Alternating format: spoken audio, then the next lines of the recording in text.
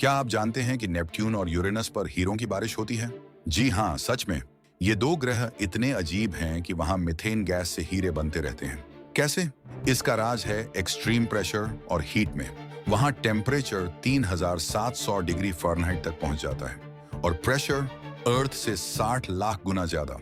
इतना दबाव कि मीथेन के मॉलिक्यूल्स क्रश हो जाते हैं और डायमंड क्रिस्टल्स बन जाते हैं। 2017 में स्टैनफोर्ड के साइंटिस्ट ने लैब में यही कंडीशंस बनाकर प्रूफ किया।